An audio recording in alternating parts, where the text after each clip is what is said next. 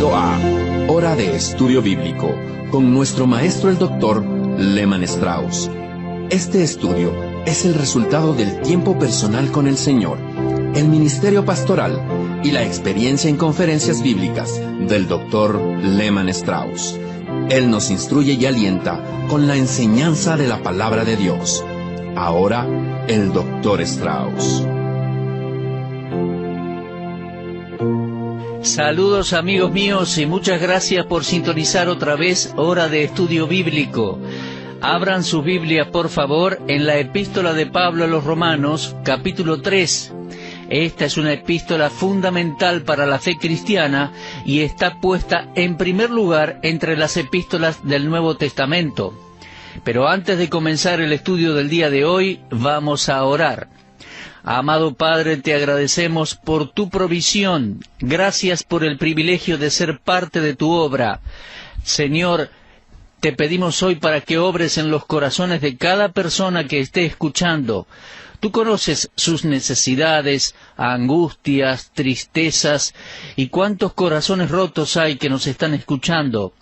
Te pedimos que consueles a aquellos que están pasando por momentos difíciles o de soledad. Tú los conoces, Padre, y los dejamos en tus manos. Te pedimos que la exposición de tu palabra sea de mucha bendición, que traiga convicción de pecado, porque estamos desarrollando Romanos 3, donde el Espíritu Santo nos inculpa de pecado a todos los seres humanos, para después ofrecernos salvación y vida eterna en Cristo. A propósito, si alguno que está escuchando aún no conoce a Cristo como Salvador, hoy pueda entender su necesidad y recibirle como Salvador. Te pedimos todo esto en el nombre de nuestro Señor Jesucristo. Amén. Muy bien, entonces, su Biblia abierta, por favor, en Romanos capítulo 3. Brevemente, permítame hacer un resumen de lo que vimos hasta este momento. Vimos la introducción a la epístola, recuerda, Romanos 1, 1 al 17. Luego vimos en capítulo 1, desde el 18 al 32, que los gentiles y paganos son condenados por Dios y no tienen excusa. Después vimos en capítulo 2 de Romanos, versículos 1 al 16, vimos la razón por la cual el moralista también es condenado. La persona moral que nunca cometió un escándalo público, un adulterio, un asesinato, está también perdida. Y en esa porción de las Escrituras se nos dice por qué también está perdida delante de Dios. Comenzando con el capítulo 2, versículo 17, hasta el capítulo 3, vemos que el judío también está perdido. O sea, el religioso en general también lo está. Y esto abarca las tres clases de personas, el abanico étnico de la raza humana, las tres clases de personas que hay en la sociedad. El pagano condenado por sus delitos y pecados ante Dios, el moralista, que en realidad hace lo mismo, condenado delante de Dios y sin excusa, y los religiosos también. Déjeme también recordarle que Dios observa a la raza humana en tres grandes grupos: judíos, gentiles e iglesia de Dios. Eso lo encontramos en 1 Corintios 10:32, donde dice, no seáis tropiezo ni a judíos, ni a gentiles, ni a la iglesia de Dios. Así que todos nosotros estamos, cada uno en particular, en alguna de estas tres categorías. Usted o es un judío, usted es un gentil no salvo, o es un miembro de la iglesia de Cristo. Ahora, Pablo estaba tratando de mostrar, por inspiración del Espíritu Santo, por qué los judíos que todavía no nacieron de nuevo recibiendo al Salvador, los que nunca confiaron en Cristo como su Mesías, por qué están perdidos. Ante el planteo de que los judíos también son pecadores, los judíos comienzan a hacer ciertas preguntas y presentan ciertas excusas. Y el Espíritu Santo se anticipa a esos interrogantes mientras Pablo escribe la epístola. La primera pregunta es, ¿qué ventaja tiene pues el judío? ¿De qué sirve la circuncisión? Romanos 3:1. Pablo responde mucho, de muchas maneras. Primero, ciertamente les ha sido confiada la palabra de Dios. El judío tuvo y tiene una gran ventaja. Tenía las Sagradas Escrituras, las cuales contenían las profecías del Mesías. tenía una gran ventaja sobre los gentiles. Por eso deberían haber sabido. El judío no tiene excusa, no tienen que apoyarse. Luego avanzamos a la segunda pregunta, que en realidad es el segundo argumento u objeción anticipada, y la encontramos en el versículo 3. Dice, pues ¿qué? Si alguno de ellos han sido incrédulos, ¿su incredulidad habrá hecho nula la fidelidad de Dios? Si algunos judíos dejaban de ser fieles o no creían, ¿Dios también dejaría de serlo? Entonces el Espíritu Santo aquí anticipa esa pregunta, que seguro provenía de los que se les había confiado la palabra de Dios. Y ellos se jactaban de poseer las Escrituras, pero se rehusaban a obedecerlas y ceder a sus demandas. Ahora, la actitud de estos individuos no era de incredulidad, sino de falta de fe. Existe una diferencia, ¿lo entiende? Hay una fe que es intelectual. La gente va a creer intelectualmente en la Biblia. Intelectualmente hablando, creen los hechos y evidencias concernientes a la persona de Cristo, pero no reciben en sus corazones lo que la Biblia enseña. Entonces, esa actitud muestra falta de fe. Cedían en lo intelectual respecto a lo que los oráculos divinos dicen, pero no cambiaban su manera de vivir a la luz de esas enseñanzas. Entonces, como resultado, la pregunta, ¿rompería Dios sus promesas a Abraham porque Abraham y sus hijos no obedecieron a Dios? Ese es el argumento del versículo 3. Mire, el judío tenía privilegios, pero la diferencia entre el argumento aquí y la verdad real del asunto reside en el hecho que el Espíritu Santo está diciendo que esa posición especial de privilegio de los judíos era una posición de responsabilidad. Los judíos se dijeron para sí, somos un pueblo especial, posicionalmente hablando estamos conectados con Dios, y esa posición especial nos da un privilegio especial. No, el Espíritu Santo dice, eso no es un privilegio especial, es una posición especial, pero que trae una responsabilidad especial. Entonces, la respuesta a la segunda objeción la encontramos en el versículo 4. Pablo dice, de ninguna manera, antes bien sea Dios veraz y todo hombre mentiroso, como está escrito, para que seas justificado en tus palabras y venzas cuando fueres juzgado. De ninguna manera, dice Pablo, ¿no envió Dios al Redentor prometido? ¿No envió Dios al Mesías? Entonces, si fuéramos infiel, Dios permanece fiel. Él no va a negarse a sí mismo. El fracaso y la incredulidad de los hombres no pueden cambiar a Dios. Dios es verdadero y el hombre es mentiroso. Y la mentira del hombre no puede invalidar la verdad de Dios. El judío que no obedece el Evangelio, el judío que rechaza al Señor Jesucristo, es condenado de la misma manera que cualquier incrédulo. La cita en Romanos 3:4 proviene del Salmo 51:4, donde David da testimonio de la fidelidad de Dios, más allá de su propia infidelidad. Ahora bien, avancemos al tercer argumento o la tercera pregunta. La primera está en el versículo 1, la segunda en el versículo 3, el tercer argumento, versículo 5. Si nuestra injusticia hace resaltar la justicia de Dios, ¿qué diremos? ¿Será injusto Dios que da castigo? Hablo como hombre. Dice Pablo allí. Ese es el quinto versículo y el tercer argumento. La respuesta del judío es muy astuta aquí, pero es un argumento perverso. El judío toma esta escritura, la tergiversa y hace de ella algo malo. El judío dice, si nuestra injusticia hizo resaltar la justicia de Dios, ¿acaso no es injusto Dios que nos castiga? En otras palabras, si la justicia de Dios se hace notoria por nuestro pecado, ¿puede Dios todavía culparnos por nuestro pecado? Poniéndolo en otras palabras, el judío estaba diciendo, si nuestra injusticia hace resaltar la justicia de Dios, sería injusto de parte de Dios vengarse. Ahora, la cuestión aquí es la siguiente. Si la incredulidad del hombre y su injusticia hacen resaltar la justicia de Dios, ¿cómo puede entonces Dios castigar al hombre que exalta su gloria? Aquí el Espíritu Santo hace la pregunta desde el punto de vista humano, porque Pablo dice, hablo como humano. ¿El razonamiento humano puede llegar a la conclusión de que Dios es injusto? Y por ende buscar que la respuesta sea, sí, Dios es injusto. Desde ya que si Dios usa la injusticia del hombre para glorificarse a sí mismo, el argumento debería ser, no debería condenar al hombre.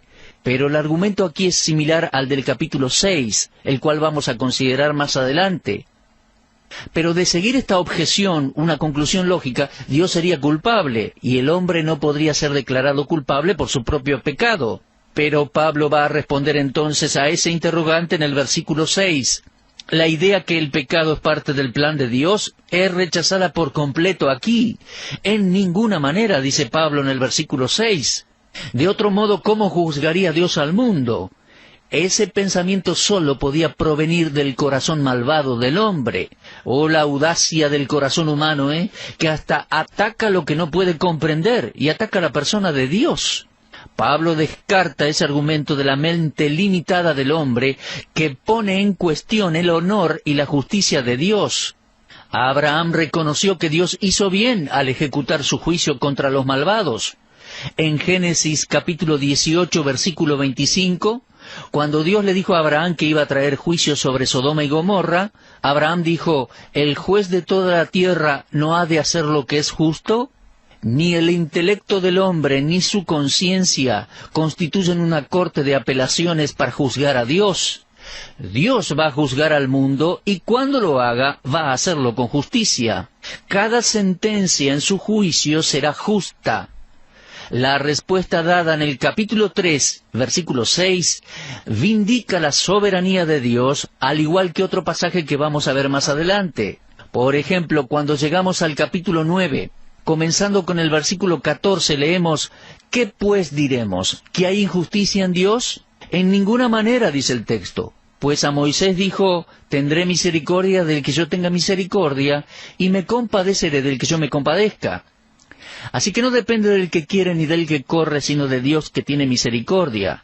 En resumen, uno nunca puede culpar a Dios por su decisión de juzgar al pecador. Ahora, volviendo a capítulo 3, Romanos, los versículos 7 y 8 del capítulo parecen amplificar y expandir un poco lo que se enseñó en los versículos anteriores, o sea, el 5 y el 6. El hombre impío aquí, con su pregunta, desafía con un vigor renovado el derecho de Dios de castigarlo como pecador. ¿Se da cuenta? El judío está acorralado aquí en estos versículos, no ve ninguna salida, ha violado los mandamientos de Dios, tenía una posición especial como individuo y como nación, pero usa esa posición como derecho para hacer lo que quiere. Entonces Dios aquí está tratando con él basado en eso. El mal solo puede producir mal. Por ende, si el que se excusa continúa en pecado, lo único que hace es amontonar juicio para el día del juicio, según lo vemos en el versículo 8. ¿Se fija en eso? Por favor, fíjese, Romanos 3, 8. ¿Y por qué no decir, como se nos calumnia y como algunos, cuya condenación es justa, afirman que nosotros decimos, hagamos males para que vengan bienes? Los judíos se apoyaban en la idea que iban a librarse del juicio de Dios, y se ponen a hacer cuestionamientos. La tentación a hacer lo malo para que vengan bienes es inherente en el corazón del ser humano, pero esa idea es contraria a las enseñanzas de la verdad de Dios. No existen, por ejemplo, las mentiras blancas. Si es una mentira, entonces no es blanca, y si es blanca, entonces no es mentira. Si bien los enemigos de Pablo calumniaron y reportaron que él enseñaba este error, él lo niega. El juicio va a llegar inevitablemente a todos los que desobedezcan a la verdad. Ese es el argumento en esta sección del capítulo 3, versículos 1 al 8. Ahora veamos la próxima pregunta en el versículo 7. Al judío le encantaba discutir, especialmente cuando estaba arrinconado. Desde luego que el judío no es diferente al gentil en este aspecto, aunque es un poco más pasional para discutir. Cuando usted se encuentra con su pecado y sabe que va a ser juzgado, entonces comienza a discutir y a argumentar para encontrar una salida, un escape. Esto es común con todas las personas, pero al judío le encantaba discutir al respecto. Así que Pablo continúa con la objeción. En el versículo 7 dice, la verdad de Dios abundó para su gloria. ¿Por qué aún soy juzgado como pecador? Así que el judío aún está discutiendo que de alguna manera, si el pecado del hombre resalta la justicia de Dios, o sea, si la mentira del hombre hace que la verdad de Dios resalte, ¿cómo puede entonces Dios juzgar justamente al pecador? ¿Lo observa? El judío está tratando de discutir que él debe librarse del juicio. Está diciendo, tiene que haber una manera de que me libre del juicio. Esto es astuto, es un razonamiento astuto, pero falso, engañoso. Es un intento de escapar del verdadero problema y sirve de refugio a pecadores. Y el judío lo era también, un pecador al igual que los gentiles. Así que Pablo les dice, si ustedes van a decir eso, entonces vayamos a la conclusión lógica del argumento y veamos exactamente a dónde conduce. ¿Cuál es la conclusión lógica de esa enseñanza? Hagamos males para que vengan bienes. Esa es la conclusión lógica de esa enseñanza. Y eso es exactamente lo que algunos judaizantes habían enseñado. El fin justifica los medios. No importa lo que uno haga, mientras el fin sea bueno. Ellos decían, hagamos mal para que vengan bienes. Y esa parece ser una filosofía moderna. La gente ve lo que parece ser bueno saliendo de algo malo.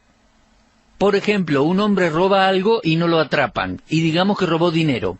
Si asumimos que el dinero que robó lo va a utilizar para darle de comer a su esposa e hijos, entonces él puede llegar a la conclusión que como usó el dinero para una buena causa, lo que hizo estuvo bien.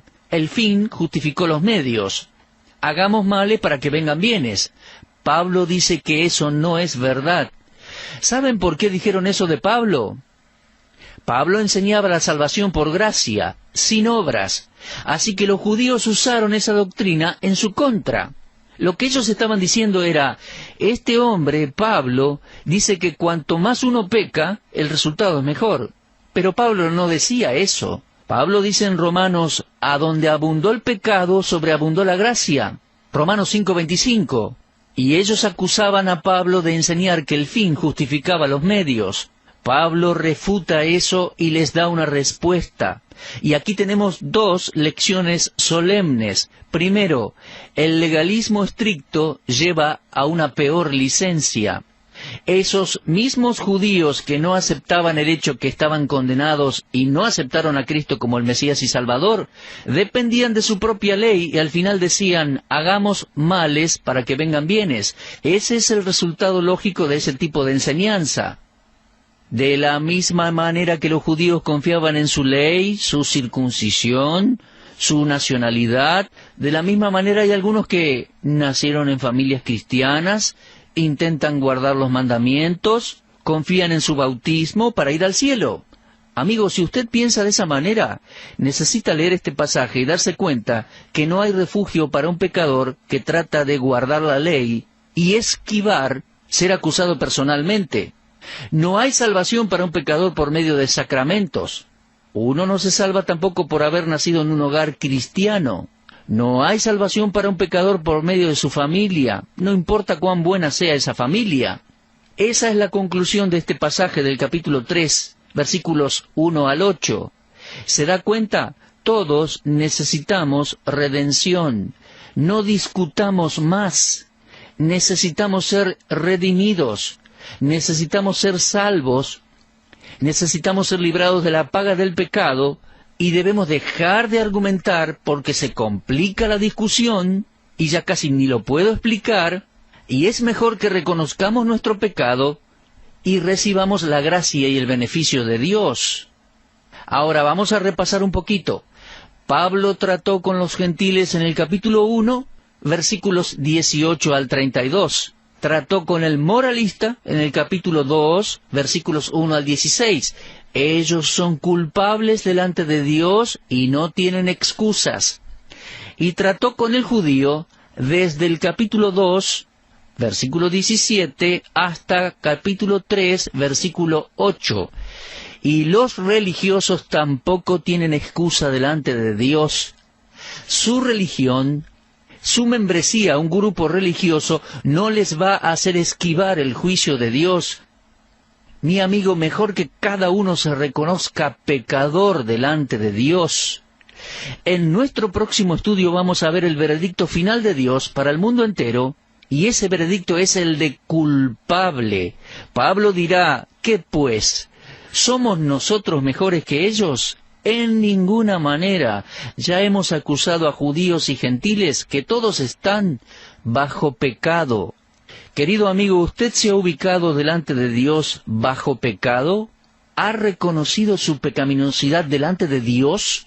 Gracias a Dios que hay una salida cuando uno sinceramente se reconoce como pecador, porque Dios lo planeó todo.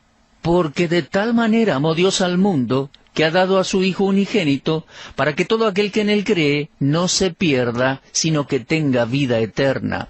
Amigo mío, si usted no es salvo, si ha estado confiando en su iglesia, en los sacramentos, en su trasfondo familiar religioso, y si tiene argumentos para discutir que usted no es pecador, mi amigo, reconozca su pecado delante de Dios y personalmente e individualmente reciba al Señor Jesucristo como Salvador personal. Confíe hoy en Él y esté pendiente. Vamos a continuar este estudio porque ahora viene lo mejor. Pablo va a cerrar el tema allí en Romanos 3, demostrando que todos somos pecadores, y en el siguiente párrafo del capítulo va a presentar la salvación y la justificación de Dios. Muchas gracias entonces por acompañarnos hoy. Dios mediante, vamos a continuar con este estudio en nuestro próximo programa. Será hasta entonces, y por favor, repase la lectura en su casa de Romanos capítulo 3. Usted estuvo escuchando Hora de Estudio Bíblico con el maestro el doctor Lehmann Strauss. Si desea escuchar una vez más este mensaje, visite nuestra página en la internet www.vdnradio.org. Le dejamos la invitación para que el día de mañana nos acompañe aquí, en este mismo horario y punto del dial. Hora de Estudio Bíblico es una producción de BDN.